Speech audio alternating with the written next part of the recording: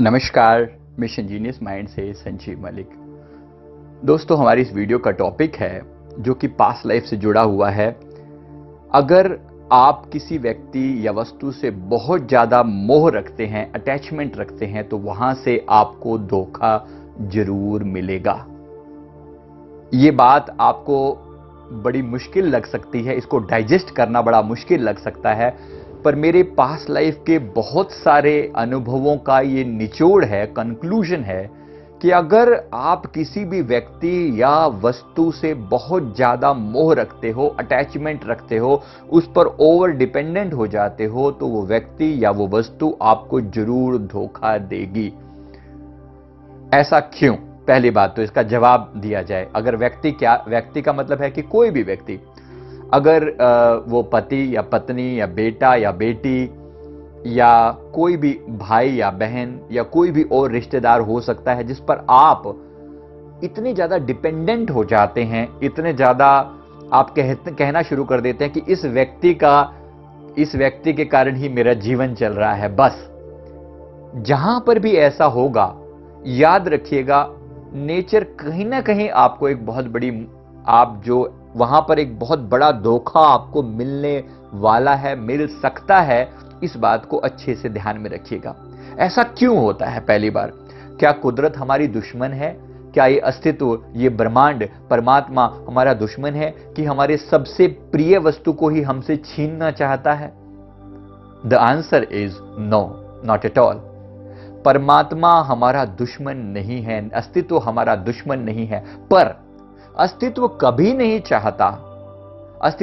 नहीं चाहता कि हम किसी व्यक्ति या वस्तु के मोह में पड़ जाएं और हमारी आत्मा का जो कल्याण है, हमें जो सेल्फ रियलाइजेशन की तरफ जो ले जाने वाला रास्ता है, हम उस मार्ग से भटक ना जाएं।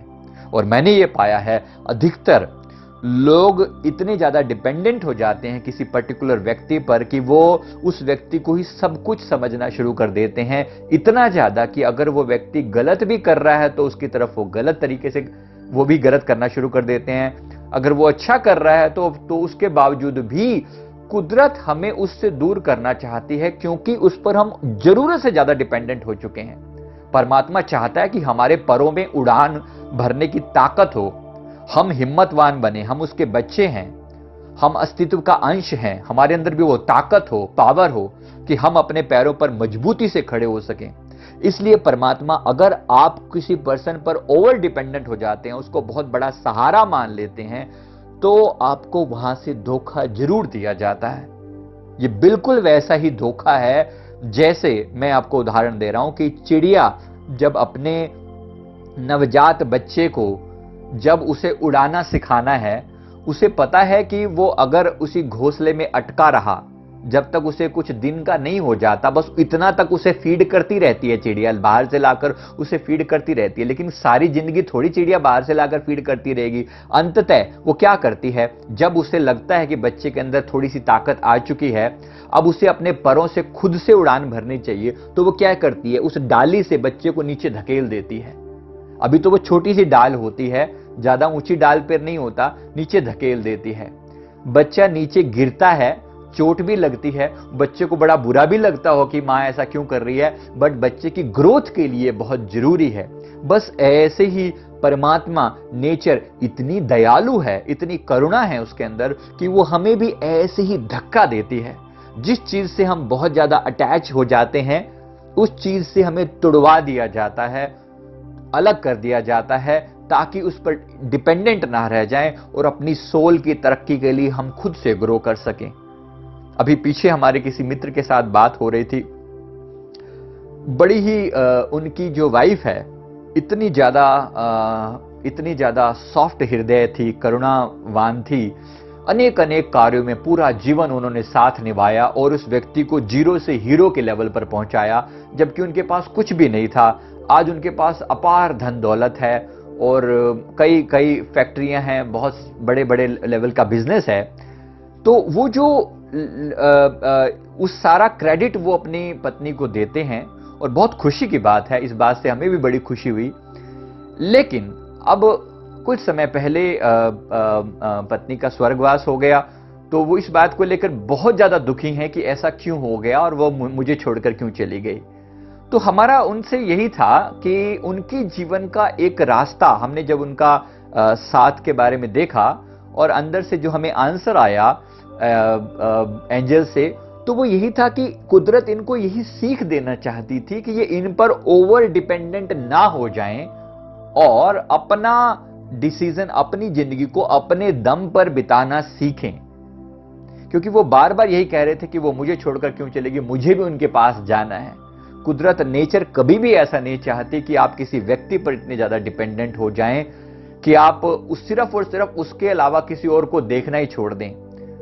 तो हमें अपने फर्ज पूरे करने हैं, हमें लोगों के साथ एक प्यार भरा रिश्ता सबके साथ निभाना है, लेकिन जहां पर भी ओवर अटैचमेंट होगी वहां वहां धोखा मिलेगा, जरूर मिलेगा। ऐसा कुदरत का नियम है।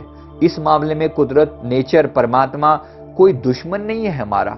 वो वैसे ही उस चिड़िया की तरह ही अपने बच्चे पर दयालु है, क्योंकि आज अगर इसने इस बच्चे को टहनी से नीचे नहीं फेंका तो ये बच्चा कभी भी अपने पैरों पर खड़ा नहीं हो पाएगा। इस टहनी ने सहारा दिया, चिड़िया ने भी सहारा दिया, उसे ला लाकर खिलाया, लेकिन ये बच्चा अपनी मां पर ही डिपेंडेंट रहे और सारा जीवन उसका लाया ही खाता रहे तो खुद का दाना कब चुन पाएगा। इसलिए नेचर कभी नहीं चाहती कि ऐसा हो। तो हमें इंडिपेंडेंट बनाने की कुदरत की एक पावर है, उनकी एक नेचर है, वो हमें समझनी है। इसलिए अगर जीवन में आपके कोई पर्सन बिछड़ जाता है तो इसे एक ब्लेसिंग मानिए। दुख तो है, इसमें कोई शक नहीं है कि दुख होगा आपको, क्योंकि जिस व्यक्ति ने आपका इतना साथ निभाया, आपने उससे इतना प्यार किया, अगर वो जीवन से जा रहा है तो बहुत पीड़ा होगी। लेकिन इसके पीछे, इस पीड़ा के पीछे छिपी हुई उस करुणा को भी आप जरूर जानिए, देखिए, जो कुदरत आपको देना चाहती है। क्योंकि जब आप सेल्फ रियलाइजेशन होगी तो याद रखिए, आत्म साक्षात्कार के समय आपको पूर्ण एक अकेला होना पड़ेगा, एकांत चाहिए होगा उसके लिए। मतलब वो भीड़ को नहीं होता आत्म साक्षात्कार। आत्म साक्षात्कार के लिए आपको अकेले होने की हिम्मत चाहिए। वहां पर कोई 2 लोग 4 लोगों का साथ नहीं जाता।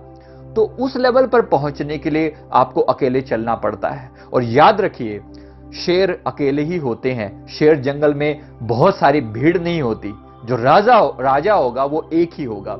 मेरे कहने का मतलब यह है कि जब आपकी आध्यात्मिक उन्नति बहुत अच्छी होने लगती है तो आप अधिकतर अकेले पड़ जाते हो। आपसे सारे साथी छीन लिए जाते हैं। जिन जिन चीजों पर, जिन जिन वस्तुओं पर आपने डिपेंडेंसी बना रखी थी, वो आपसे दूर कर लिए जाते हैं। और ये परमात्मा की, ये कुदरत की, ये अस्तित्व की आप पर अपार कृपा है।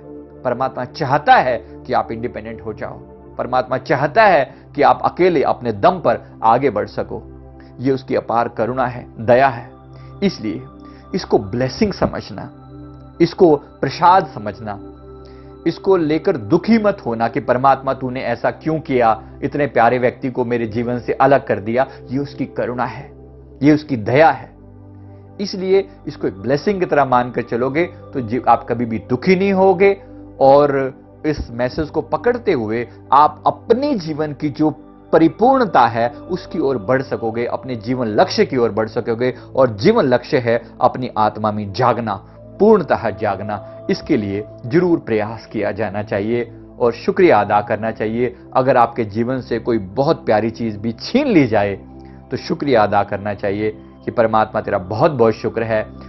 अंततः हर चीज का होना जरूरी है। मिलना जरूरी था तो बिछड़ना भी जरूरी था। ऐसा ना हो कि जिस नाव ने आपको नदी पार लगाई,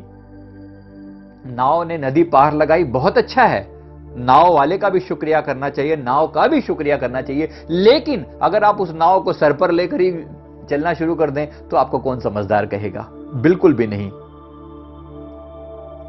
तो नदी पार लगाने के लिए, या मतलब इस बात को समझ लीजिए कि नदी पार लगाने के लिए उसका सहयोग था। शुक्रिया अदा करो, पूरे दिल से धन्यवाद दो, लेकिन डिपेंडेंट मत हो जाओ कि बस बिकॉज ऑफ यू। जैसे गुरु को भी एक समय तक पकड़ना होता है और एक समय के बाद छोड़ देना होता है। इसी तरह मूर्तियों को भी एक समय तक पकड़ना होता है, एक समय के बाद छोड़ देना होता है। साकार से निराकार में छलांग लगानी पड़ती है। इस बात को बहुत अच्छे से समझ लीजिए। मैं उम्मीद करता हूं इस वीडियो ने आपको जरूर इंसाइट दी होगी, समझ दी होगी। और अगर आपको ऐसा कोई अनुभव रहा है कि आपका कोई अपना बिछड़ा है, तो इस चीज को भी एक प्रसाद मानकर चलिए, एक ब्लेसिंग मानकर चलिए। मैं उम्मीद करता हूं ये वीडियो आपको जरूर पसंद आया होगा। वीडियो को लाइक करें, कमेंट करें, हमारे चैनल को जरूर सब्सक्राइब कर लें।